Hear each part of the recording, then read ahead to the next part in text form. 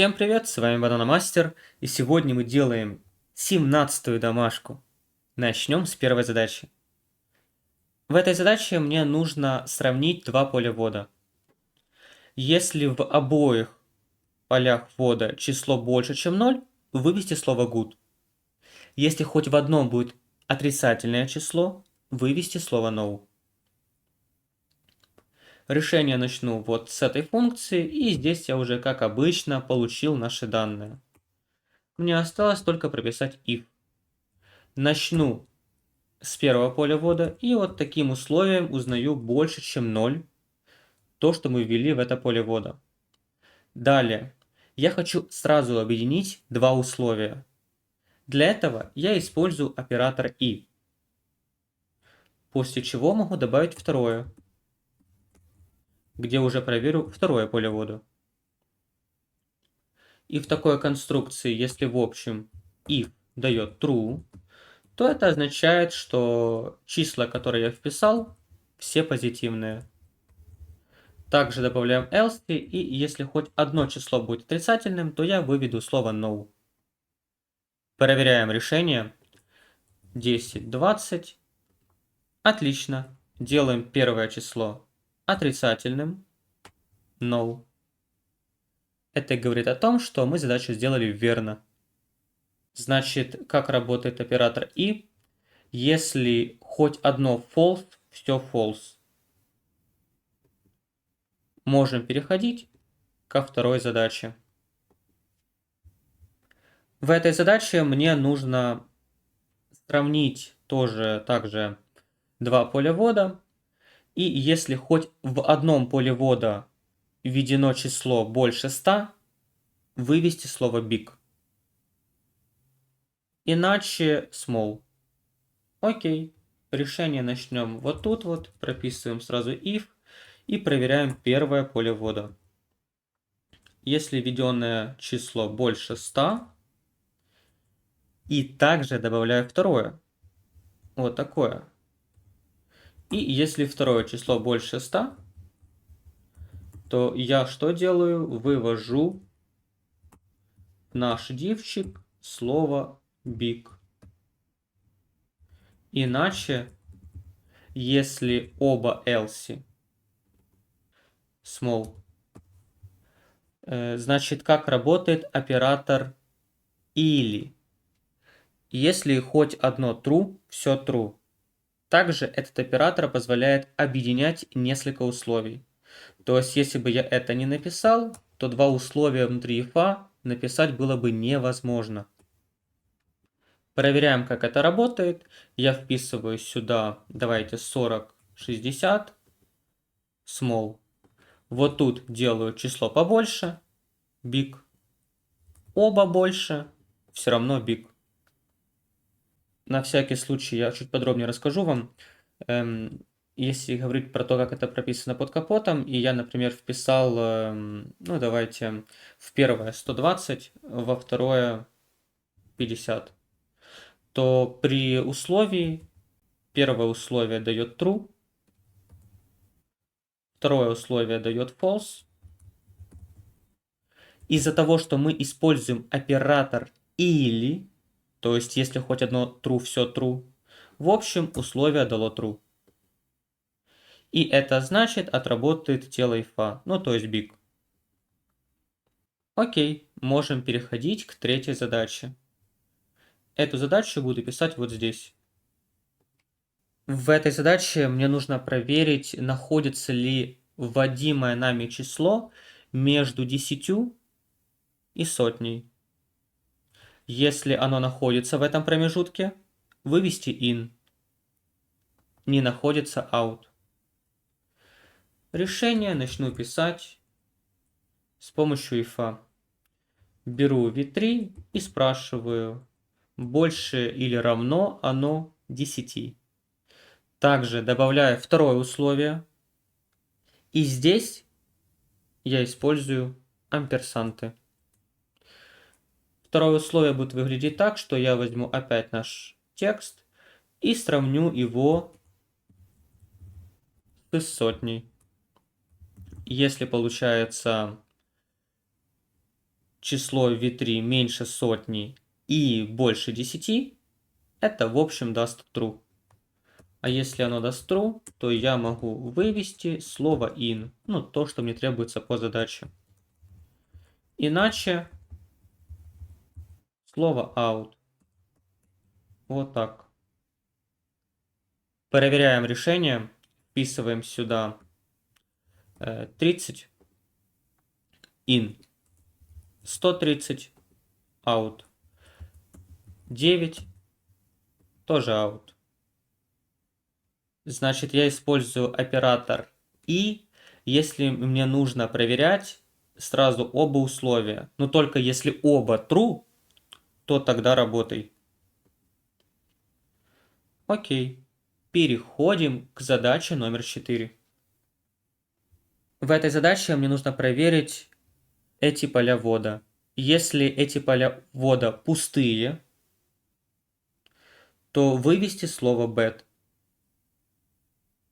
Если в них хоть что-то есть, вывести слово good. Важный момент.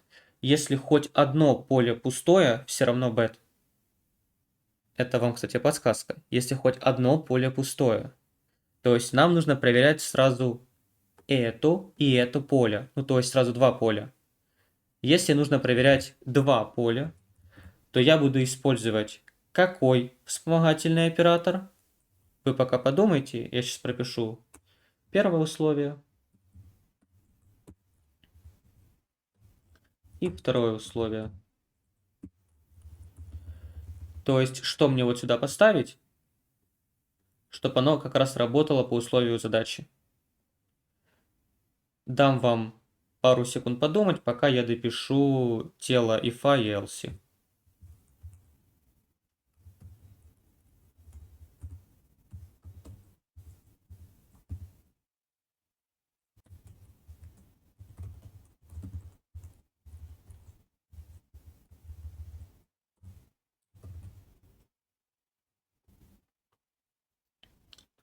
Ну что, в такой конструкции что мне нужно ставить вот сюда?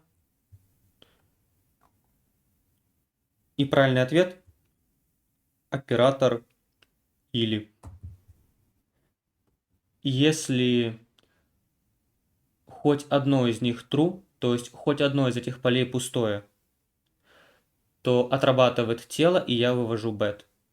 Проверяем. Клик bad. Тут что-то вписываем. Good. Отлично. Окей. Переходим к пятой задаче. В этой задаче мне нужно сделать так, что мы проверяем то, что я ввел в это поле ввода. Если я ввел cat или dog, то я вывожу слово pit. Иначе, ну то есть если это что угодно, кроме cat и dog, новый pit. Решение с if начинаем и проверяем v5 на то, вписано ли там слово cat. И также оператор или, если там слово dog. И если хоть одно условие из этих дает true, отрабатывает тело if. И если оно отрабатывает, я могу вывести слово pit. Иначе, ну то есть, если оба дали else, ну false точнее имеется в виду, то я вывожу другой вариант ответа. Проверяем, как оно работает. Cat pit, dog тоже pit, что-то другое, новый pit. Можем переходить к задаче номер 6. В этой задаче мне нужно проверить, находится ли вводимое число вот сюда, в промежутке между 0 и 255. Если находится, вывожу такое слово, как valid. Если не находится, то другой вариант. Также очень важный момент, мне нужно использовать эту логику при любом изменении. То есть оно вводит это все в div как раз тогда, когда я начинаю писать и вот заканчиваю. Не при клике на кнопку, а при изменении. И если это при изменении, то я использую onChange. Хорошо. Если мы уже определились с типом события, я могу прописывать само условие, где возьму наше число и сравню его с нулем. Вот так вот. Даже нет, вот так вот. Если оно больше нуля, и также, если наше число меньше, чем 255. Значит, если if дает true, то я могу вывести в наш дивчик такой вариант, как valid. Иначе другой вариант ответа вот такой. Проверяем. 12. Отлично. 120. Также отлично. Какое-то очень большое число. Все верно. Переходим к задаче номер 7. В этой задаче мне нужно узнать, с какого подъезда квартира. Я буду вот сюда вводить номер квартиры, например, 12. И 12-я квартира, она находится в первом подъезде. Если введу там 56, то в таком варианте это у нас третий подъезд. Это логика вычисления подъезда. Ввожу номер квартиры, делаю условия и по нему вывожу номер подъезда, в котором находится эта квартира. Все диапазоны указаны вот здесь. Начнем решение с того, что пропишу if, и здесь будет так. Если v7 больше равно 1, и также если v7 меньше равно 20. Когда эти оба варианта дают true, это означает то, что наш пользователь, наша квартира, находится в первом подъезде. Также прописываем следующий вариант. То есть, как мы можем заметить, здесь у нас этих else if будет достаточно много. Ведь нам нужно проверить 5 подъездов. Но в этом else if будет уже другой диапазон. Вот такой. Ну и подъезд номер 2. Добавим еще парочку else if. И мы здесь проверим вот так вот. 60, 80, 100.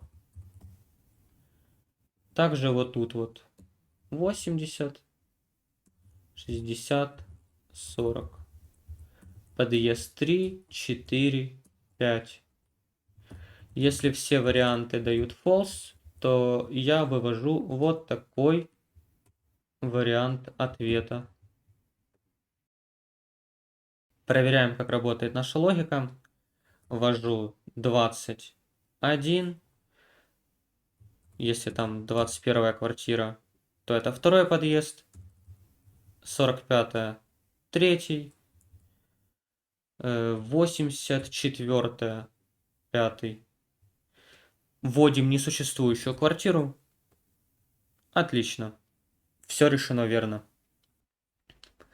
На этом все. С вами был Бананомастер, разработчик, который может объяснить все.